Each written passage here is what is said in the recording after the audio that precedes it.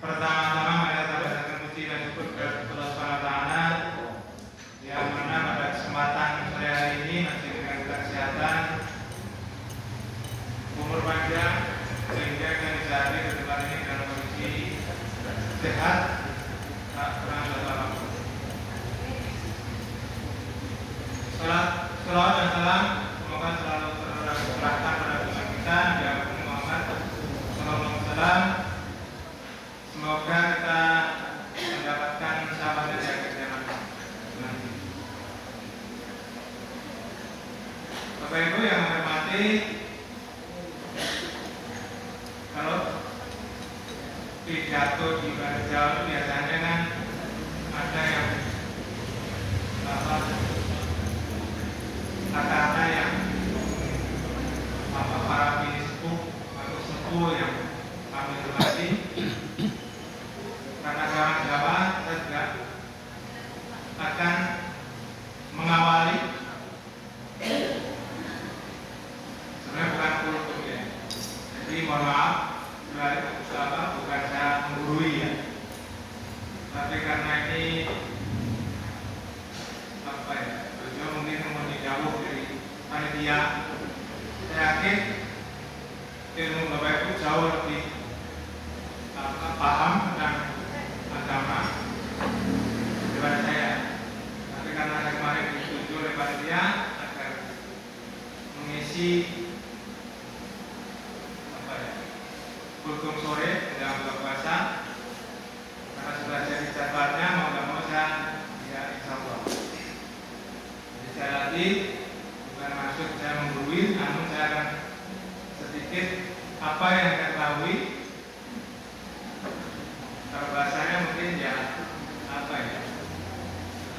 mengajak kebaikan, jadi mungkin agar kita tidak masuk dalam ranah ideologi. Nah, kembali lagi ke mukadimah kalau bahasa Jawa itu bahwa para bini sepuh ingkang dipun sepuhaken ingkang kula hormati para kaneman remaja ingkang kula hormati, mungkin enten adik-adik ingkang kula tresnani. Jadi kalau pidato bahasa Jawa itu biasanya yang sepuh itu diawalkan. Jadi tidak mungkin pada awal pembicaraan kok disebut anak-anak, tapi yang sepuh dulu. Nah, ternyata sepuh itu ada artinya Bapak Ibu.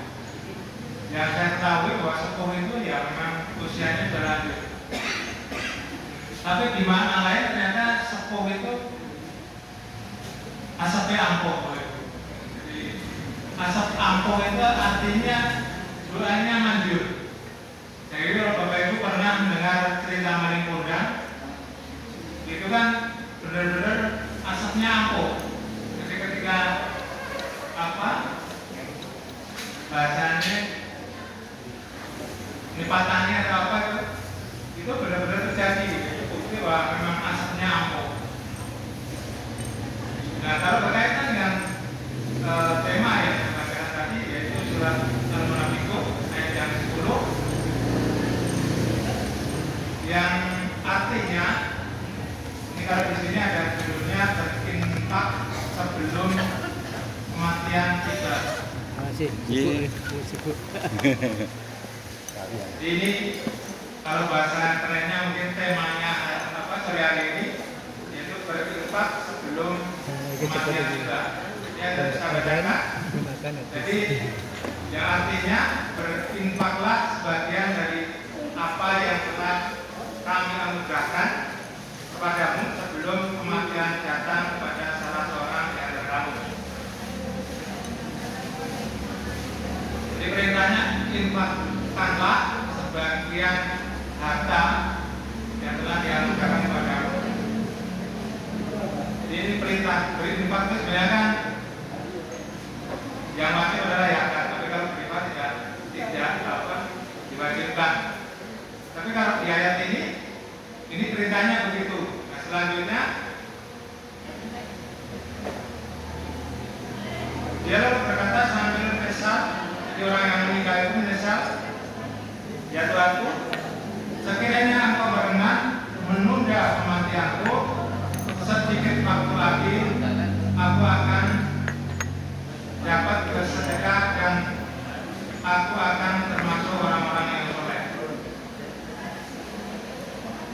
Jadi orang yang sudah meninggal itu berharap bahwa kalau bisa, mohon pada Allah itu diberikan hidup kembali walaupun sedikit. Jadi orang-orang yang sudah meninggal itu begitu, dan kita sangat-sangat bersyukur karena yang namanya hidup itu ternyata kalau sudah meninggal begini. Jadi minta kepada Allah untuk dihidupkan walaupun sesaat. Dan ternyata di sini bukan untuk berpuasa, bukan untuk sholat, bukan untuk berhaji, tapi ternyata bersedekah. Ini saya bicara seperti ini bukan ini dok, saya mengarahkan bukan dok. Saya dari Quran. Jadi kalau Bapak Ibu tidak percaya, ya monggo, nanti resikonya ditanggung sendiri. Jadi kalau Gus Bapak itu bilang, kalau kita bicara agama, kita jangan berpendapat diri pribadi, tapi harus ada dalil atau hadis yang dapat disampaikan. Dan menurut Gus Bapak juga bahwa orang yang bekerja keras itu biasanya ya harapannya uang, penghasilan. Pada penghasilan itu, kalau kita sudah mati, itu tidak akan dibawa mati, kecuali ya dititipkan ke orang lain atau mungkin ke masjid atau ke panti asuhan dan sebagainya, itu yang akan menemani kita. Tapi kalau kita tidak dititipkan kepada orang lain, diberikan orang lain, maka harta itu ya tidak bermanfaat di alam kubur. Nah, kembali lagi bahwa perintahnya di sini meminta kepada Allah untuk dihidupkan kembali walaupun sesaat, sedikit waktu lagi itu kan berarti tidak lama. Maka orang itu akan bersedekah. Jadi kalau Bapak Ibu yang hari ini sudah berinfak, sedekah, mungkin sudah seperti ini roket chicken, ini nanti akan menemani Bapak Ibu yang memberikan sedekah ini. Jadi begitu luar biasanya sedekah ini, bahkan di satu hadis, ini juga hadis yang diriwayatkan oleh Ibnu Amir,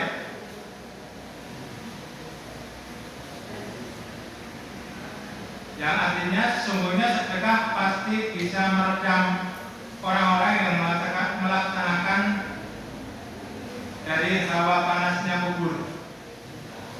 Nah, jadi ternyata di kubur itu kalau kita bersedekah itu bisa membawa kita menjadi, ya, menurut dari sini tidak panas berarti, karena panasnya pun. Dan pada hari kiamat orang-orang yang beriman akan mendapatkan naungan atau berteduh di bawah sedekahnya.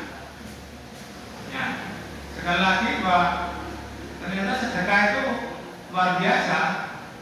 Kembali lagi ke ayat 10 surat Al-Mulk itu ternyata yaitu orang yang sudah meninggal itu mohon pada Allah untuk dihidupkan kembali agar bisa bersedekah. Jadi kalau Bapak itu sudah mendengar ayat ini, sudah memahami, maka ternyata ya kita menjadi ya tidak pelit lagi. Jadi kalau ada kotak infak lewat ya kalau bawa uang ya dimasukkan. Jadi kalau di dompet ada mungkin ada merah-merah, ada biru-biru, ada abu-abu. Ternyata yang favorit apa Bapak Ibu? Abu-abu apa yang merah apa yang biru?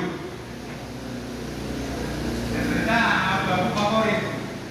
Nah kalau kembali lagi bahwa ternyata duit yang kita kumpulkan atau harta yang kita kumpulkan justru nanti akan hisabnya jauh lebih panjang. Nah karena hisab harta itu harus dihisab kan ditanya dari mana dan dibelanjakan kemana. Kalau ibarat kita orang belanja di supermarket, maka kalau belanjanya banyak, otomatis perhitungan di kasir juga semakin lama.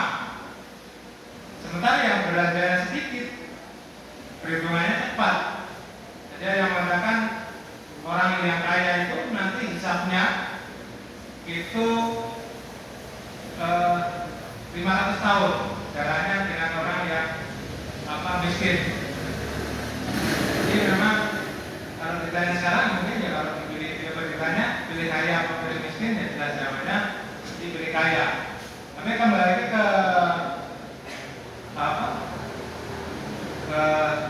di hari kiamat, maka orang yang kaya dan orang yang miskin ternyata hisabnya lebih cepat ke orang yang miskin.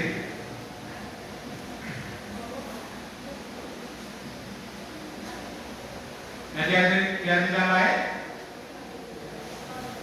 ini diriwayatkan oleh Mu'adz bin Jabal radhiyallahu anhu, dia berkata, jadi Mu'adz ini berkata, "Wahai Rasulullah, beritahukanlah kepadaku amal yang dapat memasukkan ke surga, ke dalam surga, dan menjauhkan dari neraka."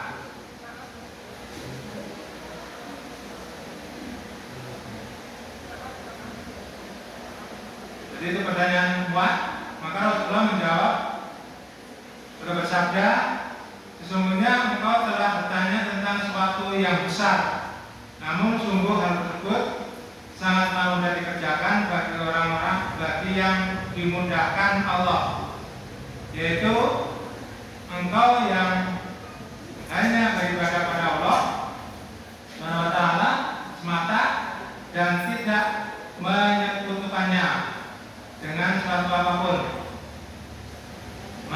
menegakkan sholat, menunaikan zakat, berpuasa di bulan Ramadan, dan menunaikan ibadah haji."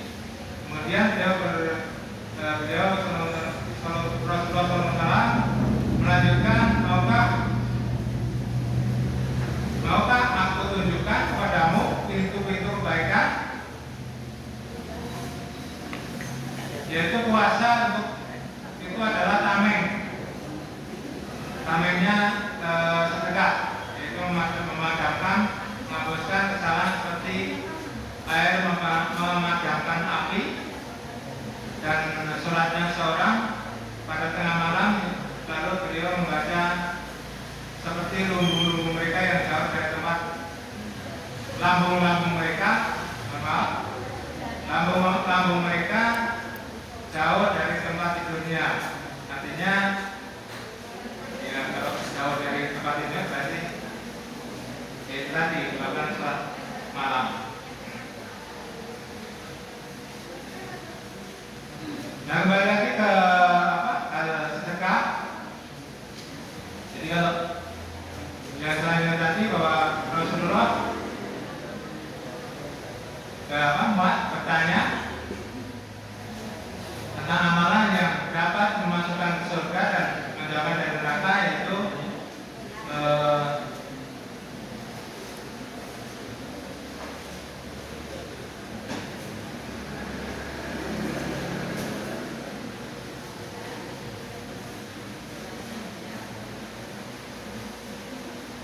beribadah pada Allah, jadi tidak menyekutukan, artinya tidak syirik.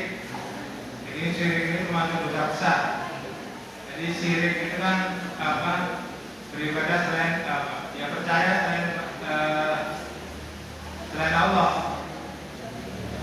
Syirik itu kita mungkin ya, kita itu semacam ya dijulakan, atau mungkin bisa kata lain disepelekan lah.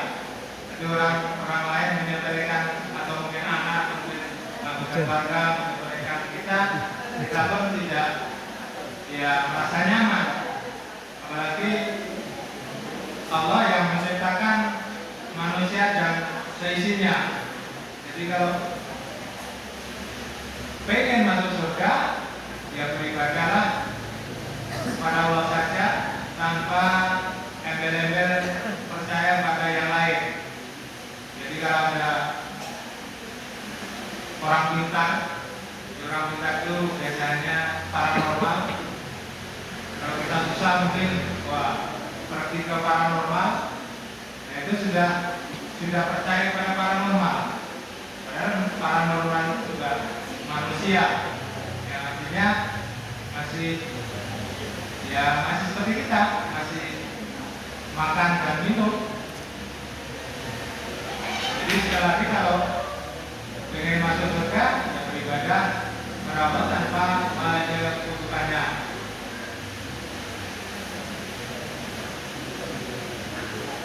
Selanjutnya adalah menegakkan sholat. Nah, ibadah itu kan banyak macamnya. Nah, kalau berkaitan dengan sholat, sebenarnya kalau kita sholat itu cukup kita mencontoh orang yang memang, ya kalau di sini mungkin sebagai apa disebut, kalau di Majelis ini kan, ya mungkin seperti Ustaz Misbah itu kan memang sudah tidak diragukan apa ya, ustadzannya. Jadi beliau kan lulusan Mesir, jadi tidak kaleng-kaleng dan bersertifikat, mungkin belum pernah lihat sertifikatnya. Insya Allah kita juga banyak belajar dari beliau. Jadi sering saya bertanya jika hal-hal yang menurut saya pribadi wakar aku saya tanyakan. Tadi pagi juga begitu bertanya, beliau selalu menjawab apa yang saya tanyakan. Karena ternyata ilmu itu kalau tidak diajarkan kepada orang lain yang bertanya, maka ternyata juga urusannya bisa berusaha. Nah, kembali ke sholat. Bahwa sholat itu kan lebih apa ya? Lebih enak itu kalau kita mencontoh. Jadi kalau Bapak Ibu bisa berkesempatan bermakmum bersama dengan Ustaz Misbah, maka beliau yang saya alami ini, beliaunya tidak ada ya. Jadi bukan menghibah ya, mohon maaf, karena juga kebaikan. Jadi yang saya alami ketika saya bersanding, tidak masuk ke kelas saya, mungkin bisa dilanjut bulan depan. Jadi ini kemungkinan minta izin dulu sama Pak Ustaz Misbah agar kita menjadikan apa ya, menghibah. Jadi mau izin dulu. Mungkin itu yang sudah saya sampaikan. Sudah masuk waktu maghrib, kita berbuka puasa bersama dan membaca doa. Mungkin itu yang sudah saya sampaikan. Saya yakin banyak salah